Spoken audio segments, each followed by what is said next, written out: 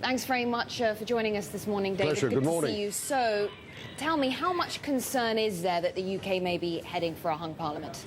I think the first thing, Maryam, and very good morning to you, is the fact that politicians are not held in high regard because of the expenses issue. But stripping that aside, I think most people in the city are utterly amazed that there isn't a distance of ground between the Conservatives and the Labour Party. And the fact that whether you believe 4% or 7%, it doesn't matter. The fact is, I think the Conservatives haven't articulated themselves strongly with what their alternative policies are. But taking that into account, over the years, and I'm talking about the last 25 years, the spread betting market's been a pretty accurate barometer. And we don't subscribe to those polls at all by YouGov or Maury or anybody else. We think there'll be a majority of between 30 and 40 for the Conservatives, which probably from the graphics, if you've had a chance to show them, shows everywhere.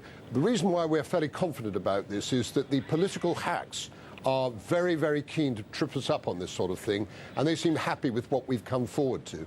I think yesterday everybody would have seen Samantha Cameron and David Cameron's mother, in what I thought was a dangerous ploy, but a very bold one, come out of it extremely well. And I think most people believe that, unfortunately, this election is probably going to be about presentation rather than content. And at the end of let me ask you about some of the content that we've been hearing so far. You said that the Conservatives haven't articulated themselves very well. Certainly, you know, it's been short on detail, but let me ask you about what we know so far, which is basically Conservative Treasury spokesman George Osborne has said that budget reductions need to start this year. And that's what the Conservatives are saying, while both Labour and the Lib Dems say that they should wait until after the economic recovery is assured. Yeah, well, first and foremost, I think that George Osborne is 100% right. You can make cuts as well as keeping stimulation in place as well, because I think that is essential to make sure that the economy keeps going. I think over the weekend, the Conservatives have had a good weekend because Ken Clarke came out and he was unequivocal. He said, we haven't flinched at all. What we're saying is that this government has allowed themselves to spend our money in a most profligate manner. We've created 700,000 jobs in the public sector. We're not getting a bang for our buck.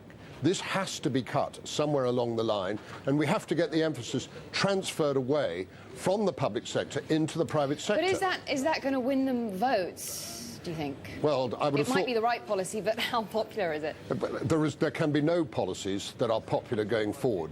But I think when you consider the mess that this government has let us into, very conveniently blaming the banking sector, when Gordon Brown himself allowed the banks, on the back of what Greenspan had suggested and encouraged, to allow banks to lend money indiscriminately without proper regulatory controls, 125% mortgages. OK, so that's David, what do you then make of the argument that it is too soon to remove stimulus measures because that would endanger economic recovery, which is, of course, well, right now quite minimal and fragile?